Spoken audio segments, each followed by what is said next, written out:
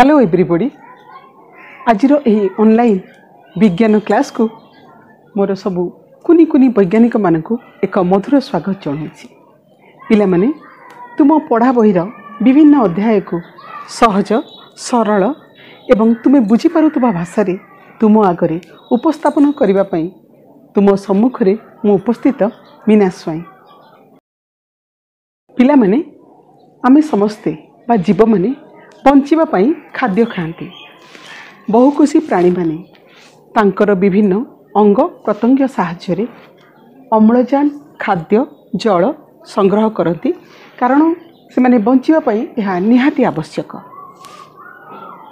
उद्भिद माने बंचिबा पई अम्लजान आवश्यक करती, अंगारकाम्ल आवश्यक करती, जल एवं पोषक पदार्थ मध्य आवश्यक करती। अम्लजान एवं अंगारकाम्ल से माने वायुमंडल नियंती, मृत्तिकारु चेर माध्यम शोषण करी जल एवं पोषक पदार्थ नहीं थांती।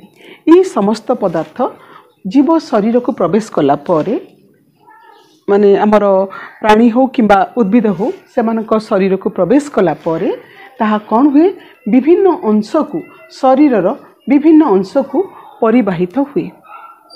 परिवहन करिबा पई एक निर्दिष्ट संस्था रही, जो संस्था की ग्रहण करुथुबा अंग ठारू विभिन्न अंग को शरीरर विभिन्न अंग को सही जिनिस नहीं पहुँचे दिए, जहा फल कि शरीर रे थिबा समस्त कोष तांकर आवश्यक मुताबक अंगारकाम्ल जल पोषक पदार्थ अम्लजान इत्यादि पाई परिथांती। सेमती प्राणी भितर मध्य अम्लजान खाद्य जल इत्यादि विभिन्न कोष पाई परिथांती।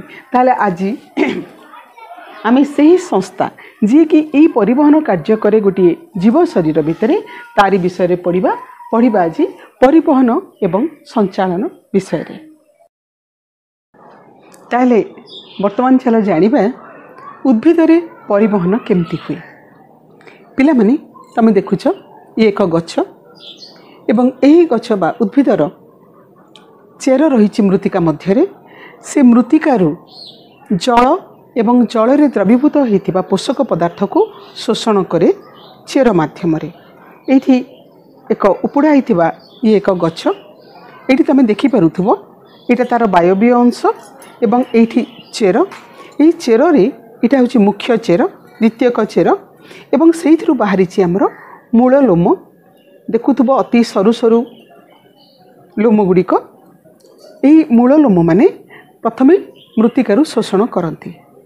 मूल लोमटी मृत्तिकार जितेबले थाए मूल लोमर कोष भितर जो आयन गुड़ाक उद्भिद पाई आवश्यक पोषक पदार्थर आयन गुड़िक, कारण पोषक पदार्थ गुड़िक आयन रूप से भीतर को प्रवेश करती, से मूल लोमरे आयन रो सांद्रता आउ मृत्तिकार आयन रो सांद्रता मध्य तारतम्य थाए।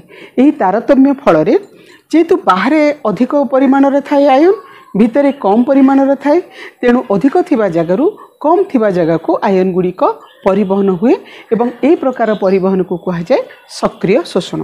ताले सक्रिय शोषण माध्यम आयन उद्भिद भीतर को प्रवेश करे, उद्भिद आयन सह जल मध्य उद्भिद भीतर को प्रवेश करे।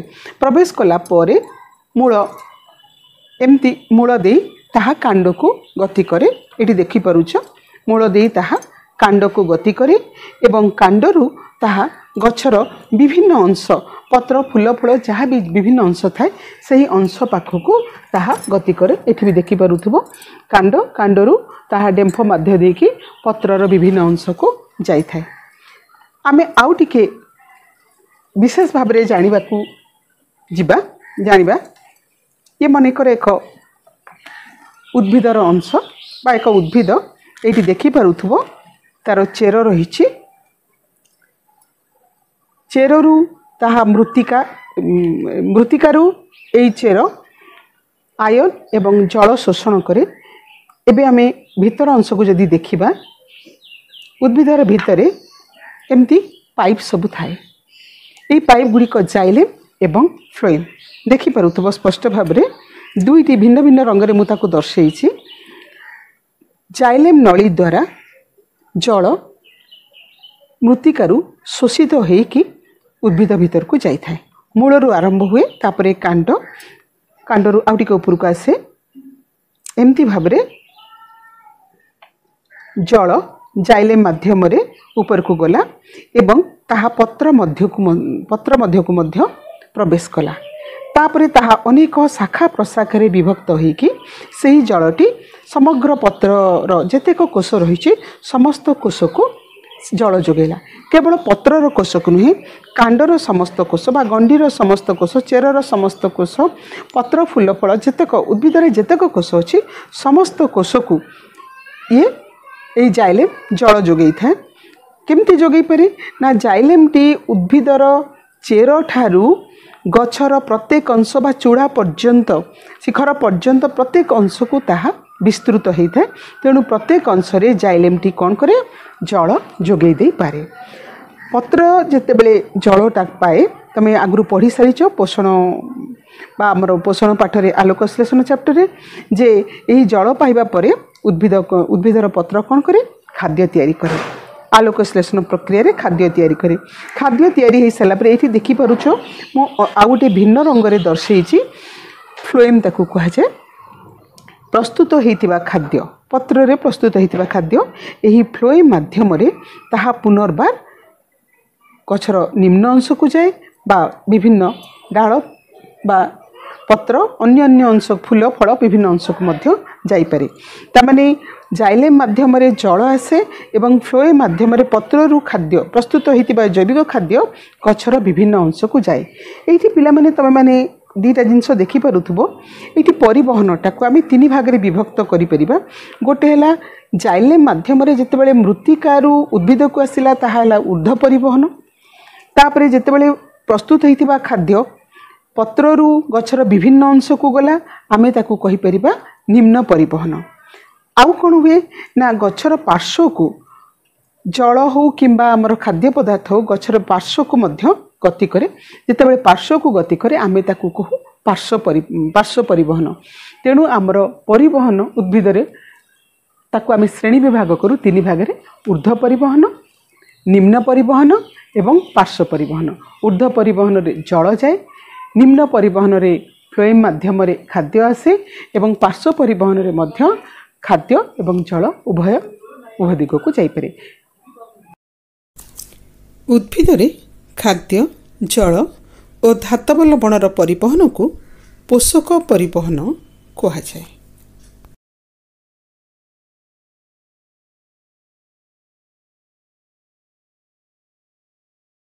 पिला माने आमे वर्तमान उद्भिद रे जलर परिवहन कथा पढ़ुचे उद्भिद रे आमे जानिले जे मूल द्वारा जल शोषण हुए एवं तापरे उद्भिद भितर परिवहन हुए।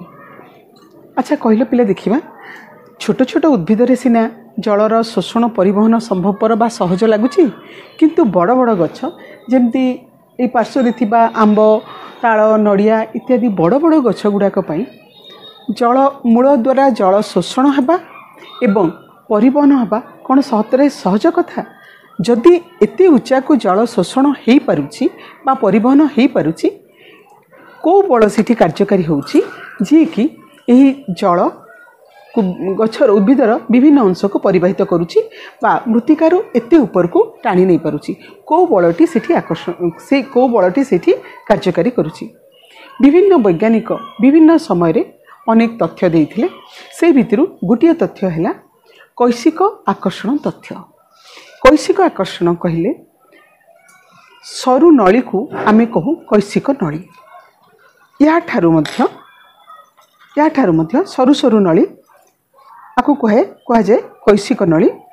गोटे नली को जदि आमे पानी भितर बुड़ेबा मु एठी किछि नाली रंगर पानी नेछि तुमको तुम जमी जापर बोली गोटे सरु पतला नली को जदि आमे पानी रे बुड़ेबा ताहले कौन हम ना पानी किछि परिमाण रे ऊपर को उठिबो तमे देखि पारुथबो तार पतन ठारू किछि ऊपर को पाइप भितरे पानीटी ऊपर को उठिछि।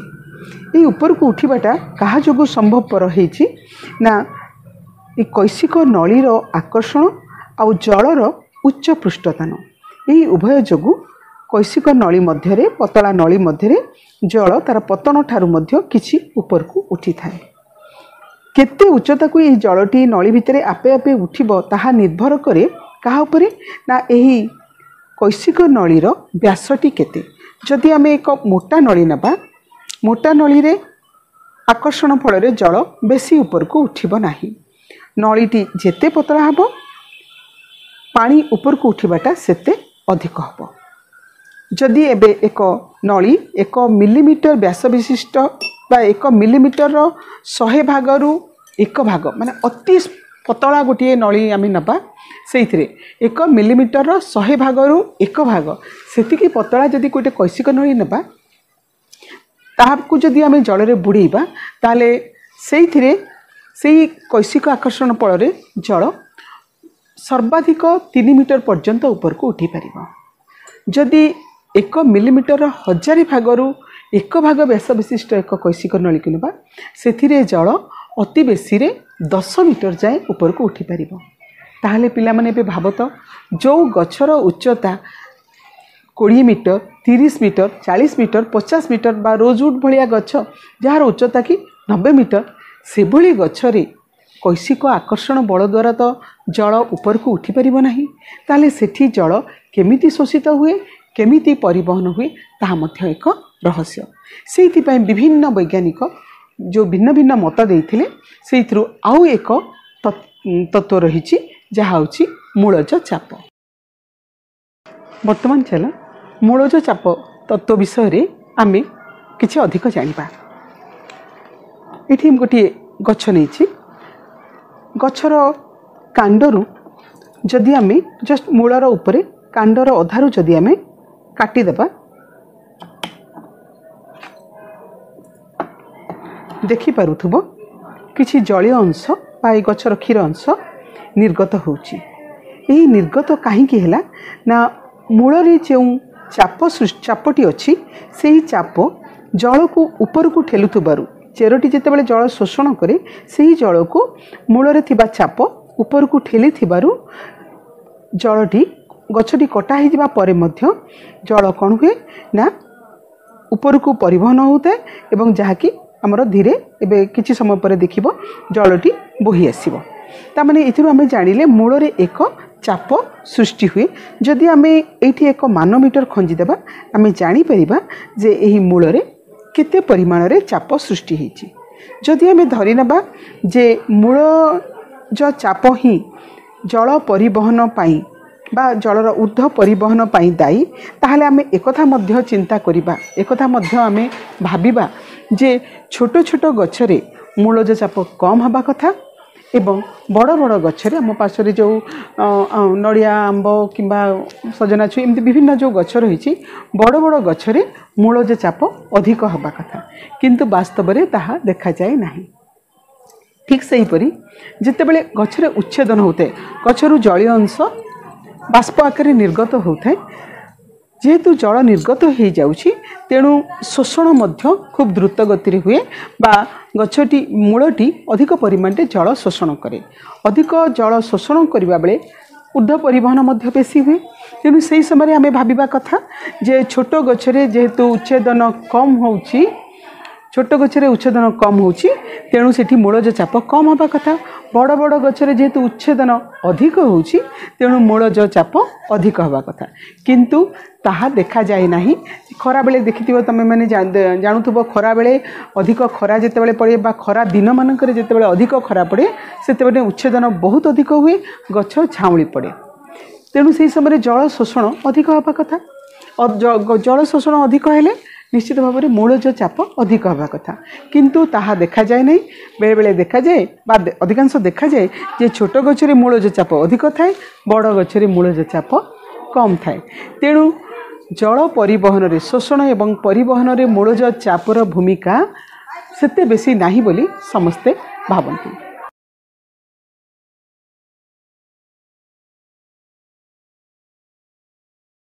जल शोषण एवं परिवहन मुख्यतः उच्छेदन द्वारा संघटित होता है। पिला माने तमे तो जानिच पत्र रे अनेक छोट छोट छिद्र थाए जहाँ को आम स्तोम कहू, एवं सही स्तोम मध्य देकरी अतिरिक्त परिमाणर जल बाष्प आकार रे बाहर को निर्गत हो जाए। जितेबले पत्रर यह हूँ फलक, এই যেତେବେଳେ ଫଳକରେ ଥିବା କୋଷମାନଙ୍କରୁ ଜଳ ନିର୍ଗତ ହୋଇଯାଏ ଏହି ଫଳକରେ ବିସରଣ ଚାପ କମିଯାଏ। ବିସରଣ ଚାପ କମିଯିବା ଫଳରେ ଅଧିକ ଜଳ ଥିବା ସ୍ଥାନ ଅର୍ଥାତ୍ ଶିରା ପ୍ରଶିରା ଏଠି ଦେଖିପାରୁଥିବ ଶିରା ପ୍ରଶିରାରୁ ଜଳ ଫଳକ ଆଡ଼କୁ ପ୍ରବାହିତ ହୁଏ ତାର ସ୍ଥାନ ପୂରଣ କରିବା ପାଇଁ। ବିସରଣ ଚାପ ଯେହେତୁ କମିଯାଏ ତେଣୁ ତାର ସ୍ଥାନ ପୂରଣ କରିବା ପାଇଁ ଶିରା ପ୍ରଶିରାରୁ ପ୍ରବାହିତ ହୁଏ ଜଳ। ଏହି ଶିରା ପ୍ରଶିରାର ବିସରଣ ଚାପ ଯେତେବେଳେ କମିଯାଏ ଏଠି ଦେଖିପାରୁଛ ମଧ୍ୟ ଶିରାରେ ଥିବା ଜାଇଲେମ୍ରୁ ଜଳ ପ୍ରବାହିତ ହୁଏ ଶିରା ପ୍ରଶିରାକୁ। ମଧ୍ୟ ଶିରା ଏଇଥିରେ ଥିବା ଜାଇଲେମ୍ ଏହା ନିରବଚ୍ଛିନ୍ନ ଭାବରେ ବ୍ୟାପି ଥାଏ ଆମର କାଣ୍ଡ ମଧ୍ୟ ଦେଇ ପତ୍ର ଡେମ୍ଫ ମଧ୍ୟ ଦେଇକରି କାଣ୍ଡକୁ ଯାଇଥାଏ। ତେଣୁ ଯେତେବେଳେ ମଧ୍ୟ ଶିରାରେ ବିସରଣ ଚାପ କମିଯାଏ ସିଏ ଜଳ ଟାଣେ କେଉଁଠୁ ନା ଡେମ୍ଫରୁ ବିସରଣ ଚାପ ବର୍ତ୍ତମାନ କମିଯିବ। ତେଣୁ ଡେମ୍ଫରେ ଥିବା ଜାଇଲେମ୍ ଜଳ ଟାଣିବ ଗଛରେ ଥିବା କାଣ୍ଡରୁ ଏବଂ କାଣ୍ଡରୁ ଯେତେବେଳେ ଜଳ ଟାଣି ହେଉଥିବ ଏବଂ ବିସରଣ ଚାପ କମିଯିବ ତାହା ଟାଣିବ ମୂଳରୁ। ଏହିପରି ଭାବରେ ଗଛର ମୂଳରୁ ବା ମୂଳ ଲୋମରୁ ମୂଳ ମଧ୍ୟ ଦେଇକି କାଣ୍ଡ ଦେଇ ଗଛର ଅଗ୍ରଭାଗ ପର୍ଯ୍ୟନ୍ତ ଜଳର ଏକ ସ୍ରୋତ ପ୍ରବାହିତ ହେଉଥାଏ। ଏଠାରେ ମଧ୍ୟ ତୁମେ ଦେଖିପାରିବ ଆମ ମଡେଲରେ ତୁମେ ଦେଖିପାରିବ ଏଠି ଦେଖ ଏଠି ଉଚ୍ଛେଦନ ପ୍ରକ୍ରିୟା ଚାଲିଥାଏ ଫଳରେ ଏଠି ଶିରା ପ୍ରଶିରାରେ ବିସରଣ ଚାପ କମିଯାଏ। ଏହାର ସ୍ଥାନ ପୂରଣ କରିବା ପାଇଁ ଡେମ୍ଫରୁ ଜଳ ପ୍ରବାହିତ ହୁଏ ଡେମ୍ଫରେ ଥିବା ଜାଇଲେମ୍ରୁ ବର୍ତ୍ତମାନ ଏଠି ଯେତେବେଳେ ବିସରଣ ଚାପ କମିଯାଏ ତାହା କାଣ୍ଡରେ ଥିବା ଜାଇଲେମ୍ରୁ ଜଳ ଟାଣି କାଣ୍ଡରେ ଥିବା ଏଇଠି ଥିବା ଜାଇଲେମ୍ ପୁଣି ଟାଣେ କେଉଁଠୁ ନା ମୂଳରେ ଥିବା ଜାଇଲେମ୍ରୁ ମୂଳରେ ଯେତେବେଳେ ବିସରଣ ଚାପ କମିଯାଏ ତାହା ଟାଣେ ମୂଳ ଲୋମ ମାଧ୍ୟମରେ ମୃତ୍ତିକାରୁ। ଏହିପରି ମୃତ୍ତିକାରୁ ମୂଳ ମଧ୍ୟ ଦେଇ କାଣ୍ଡ ମଧ୍ୟ ଦେଇ ଗଛର ଡେମ୍ଫ ମଧ୍ୟ ଦେଇ ପତ୍ର ପର୍ଯ୍ୟନ୍ତ ଏକ ସ୍ରୋତ ଜଳର ଏକ ନିରବଚ୍ଛିନ୍ନ ଧାରା ପ୍ରବାହିତ ହେଉଥାଏ ଯାହାକୁ କୁହାଯାଏ ଉଚ୍ଛେଦକ ସ୍ରୋତ। ଏହି ଉଚ୍ଛେଦକ ସ୍ରୋତଟି କେବେ ବାଧା ପାଏ ନାହିଁ ବା ବିଚ୍ଛିନ୍ନ ହୁଏ ନାହିଁ। ତାହାର ଦୁଇଟି କାରଣ ଅଛି। କାରଣ এই ଯେଉଁ ନଳୀ ମଧ୍ୟରେ ଯେତେବେଳେ ଜଳ ପ୍ରବାହିତ ହେଉଥିବେ ନଳୀ ଭିତରେ ଥିବା ଜଳ ଅଣୁଗୁଡ଼ିକ ମଧ୍ୟରେ ବା କୈଶିକ ନଳୀ ମଧ୍ୟରେ ଥିବା ଜଳ ଅଣୁଗୁଡ଼ିକ ମଧ୍ୟରେ ଏକ ଦୃଢ଼ ଆକର୍ଷଣ ବଳ ଥାଏ ଯାହାକୁ କୁହାଯାଏ ସଂଶକ୍ତି ବଳ। ଠିକ୍ ସେପରି ଆମର କୈଶିକ ନଳୀ ଯେଉଁ ରହିଛି କୈଶିକ ନଳୀ ଏବଂ ତା ମଧ୍ୟରେ ପ୍ରବାହିତ ହେଉଥିବା ଜଳ ସେମାନଙ୍କ ମଧ୍ୟରେ ମଧ୍ୟ ଏକ ଆକର୍ଷଣ ବଳ ଥାଏ ଯାହାକୁ କୁହାଯାଏ ସଂଲଗ୍ନ ବଳ। ଥରେ ଆଧାର ସହିତ କାନ୍ଥ କୈଶିକ ନଳୀର କାନ୍ଥ ସହିତ ଜଳର ଯେଉଁ ଆକର୍ଷଣ ବଳ ତିଆରି ହୁଏ ତା ଫଳରେ ଜଳ ଆଗକୁ ପ୍ରବାହିତ ହୁଏ ତେଣୁ ସେହି ବଳଟି ହେଲା ସଂଲଗ୍ନ ବଳ। ତାହେଲେ ସଂଶକ୍ତି ବଳ ଏବଂ ସଂଲଗ୍ନ ବଳ ଦୁଇଟି ବଳ କାର୍ଯ୍ୟକାରୀ ହେଉଥିବା ଫଳରେ ଜଳ ଏକ ନିରବଚ୍ଛିନ୍ନ ଧାରା ଭାବରେ ପ୍ରବାହିତ ହୁଏ। ତାହେଲେ ପିଲାମାନେ ଆମେ ଏବେ ତିନୋଟି ତଥ୍ୟ ବିଷୟରେ ଜାଣିଲେ। ପ୍ରଥମେ ଜାଣିଲେ କୈଶିକ ଆକର୍ଷଣ ତଥ୍ୟ, ଦ୍ୱିତୀୟରେ ଜାଣିଲେ ମୂଳଜ ଚାପ ତତ୍ତ୍ୱ, ତୃତୀୟରେ ଜାଣିଲେ ସଂଶକ୍ତି ତତ୍ତ୍ୱ। ଏହି ତିନି ତତ୍ତ୍ୱ ମଧ୍ୟରେ ଆମ ମନ ଭିତରେ ଏକ ପ୍ରଶ୍ନ ଆସୁଥାଇପାରେ ଯେ କେଉଁ ତତ୍ତ୍ୱଟି ବା କେଉଁ ବଳଟି ପ୍ରକୃତରେ କାର୍ଯ୍ୟକାରୀ ହୁଏ ଜଳ ଶୋଷଣ ଏବଂ ପରିବହନରେ। କହିବାକୁ ଗଲେ ପ୍ରତ୍ୟେକଟି ତତ୍ତ୍ୱ ଯେଉଁ ଆମେ ପଢ଼ିଲେ ଯେ ମୂଳଜ ଚାପ ଏବଂ କୈଶିକ ଆକର୍ଷଣ ଏବଂ ସଂଶକ୍ତି ତତ୍ତ୍ୱ ଏହି ସମସ୍ତଙ୍କର ମିଳିତ ପ୍ରଭାବ ଫଳରେ ଆମର ଉଦ୍ଭିଦ ଭିତରେ ଜଳ ପରିବହନ ହୁଏ ବା ଶୋଷଣ ହୁଏ ଏବଂ ଶୋଷଣ ହେଲା ପରେ ପରିବାହିତ ହୋଇଥାଏ। ଉଦ୍ଭିଦରେ ଜଳର ପରିବହନ ଦର୍ଶାଇବା ପାଇଁ ଚାଲ ଗୋଟିଏ ପରୀକ୍ଷଣ କରିବା। ଏଠାରେ ଗୋଟିଏ କାଚ ଗ୍ଲାସରେ ଅଧା ପାଣି ନିଆଯାଇଛି। ସେଥିରେ କେତେ ଠୋପା ଅଳତା ଢାଳିବା ଫଳରେ ପାଣି ଲାଲ ବର୍ଣ୍ଣ ଧାରଣ କରିଛି। ଗୋଟିଏ ଗଛକୁ ଚେର ସହ ଉପାଡ଼ି ତାର ଚେରରୁ ମାଟିକୁ ଧୋଇ କାଚ ଗ୍ଲାସ ଭିତରେ ସିଧା କରି ଠିଆ କରାହେଇଛି ଯେମିତି ଚେର ନାଲି ପାଣି ଭିତରେ ବୁଡ଼ି ରହିବ। 1 ଘଣ୍ଟା ପରେ ଆମେ ପୁଣି ପର୍ଯ୍ୟବେକ୍ଷଣ କରିବା କ'ଣ ହେଇଛି।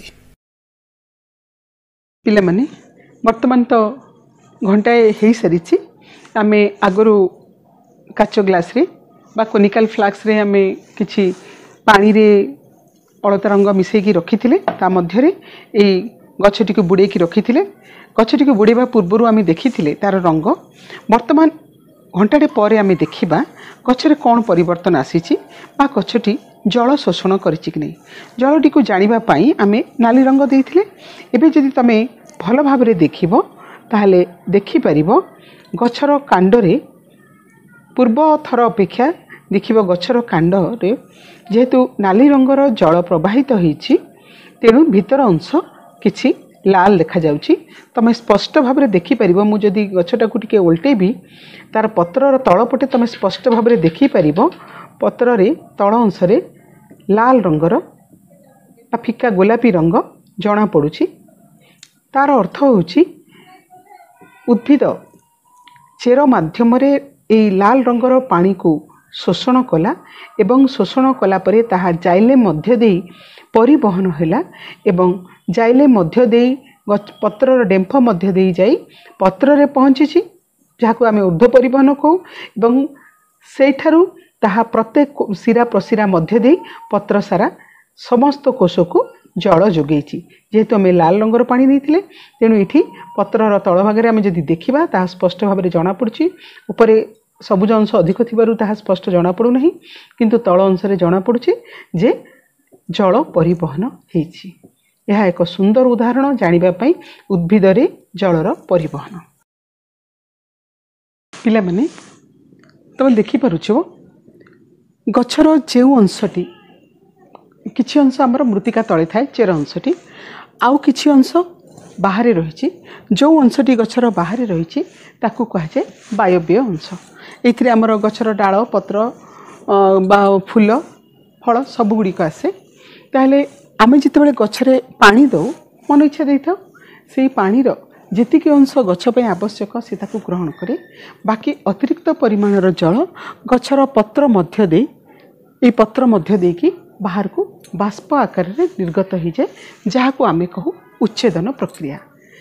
आगुरी आमे कही सारिचे जे पत्र मध्य देकी उच्छेदन प्रक्रिया हेउथबारु जलर शोषण एवं परिवहन होता है एवं यही शोषण एवं परिवहन हैला बेले जल सहित मृत्तिकारु किसी परिमाण रे पोषक पदार्थ मध्य उद्भिद भीतर को प्रवेश करि थाए एवं समस्त कोष निकट में पहुँची थाए। जेहेतु उच्छेदन प्रक्रिया रे अतिरिक्त परिमाणर जल निर्गत हो गला एवं जलर एक अविच्छिन्न स्रोत उद्भिद भितर प्रवाहित हैला तेणु उद्भिद भितर तापमात्रा नियंत्रित होइकी रहिला। ताले ए उच्छेदन प्रक्रियाटी आमे जानिले वायवीय अंश हुए। ताले उद्भिदर वायवीय अंश रे थिबा मुख्यतः आमर पत्रर पछपटे थिबा जो स्तोम मध्य देखी हुए गछ जेतिकी परिमाण रे जल उच्छेदन प्रक्रिया रे निर्गत करे तार 99% आमर ये पत्रर स्तोम मध्य देखी जाए। आउ किछि अंश एठी देखि पारुथबो गछर गंडी अंश एठी मध्य आमर गोटे आवरण रही क्यूटिकल बा त्वचावरण सही त्वचावरण मध्य देकरी मध्य सेठी मध्य स्तोम थाए ता मध्य देकी मध्य किछि परिमाण रे निर्गत हुए। आउ किछि अंश रे तमे देखिथिबो बेले बेले गछर जेउ कठिन अंश गुड़ाक थाए बा हार्ड अंश गुड़ाक थाए से किछि किछि फोकस से किछि किछि ढिला कोष सब रही जाए लूज कोष गुड़ाक रही जाए फांका फांका मझिरे मझिरे फाट फाट तुम देखि बड़ बड़ गछ गंडी मानक मझिरे मझिरे किछि किछि फाड़ फाड़ भली देखा जाए बा ढिला ढिला कोष सब रही जाए फांका फांका रही जाए से बाट देकी मध्य किछि परिमाण रे जल उच्छेदन होता है। ताले उच्छेदन मुख्यतः आमर पत्रर स्तोम त्वचावरण एवं बातरंध्र जो ढिला अंश कहूँ ता हूँ बातरंध्र दे होता है किंतु मुख्यतः 99% जल बा उच्छेदन आमर होता है पत्रर स्तोम मध्य देखि। पिले माने प्रकृति आमे बहुत किछि जिनिस शिखि थाउ सेमती आज विभिन्न गछ मानक देखि आमे सेई गछ मानक भितरे बा उद्भिद भितरे किपरि विभिन्न खाद्य एवं पोषक पदार्थर परिवहन हुए ता विषय अनेक कथा जानिले आ शिखिले। यही अध्यायर शेष रे मु किछि प्रश्न मध्य दउछि तुमे माने ताकू उत्तर देवा पई चेष्टा करिवो जदि बुझी पारिल नाही किछि असुविधा रहिला ताहले बारंबार भिडियोटी को देखिबो ताहले तुमे सब गुडी को बुझी पारिबो एवं प्रश्नर उत्तर देवा को सक्षम हबो। ताहले आज एतिकी तम माने निश्चय आजिर अध्यायटी को उपभोग करिथिबो आशा करूछि। परवर्ती अध्याय रे आमे आहुरी किछि नुआ कथा सुनिबा नुआ कथा जानिबा अपेक्षा रे रहिली।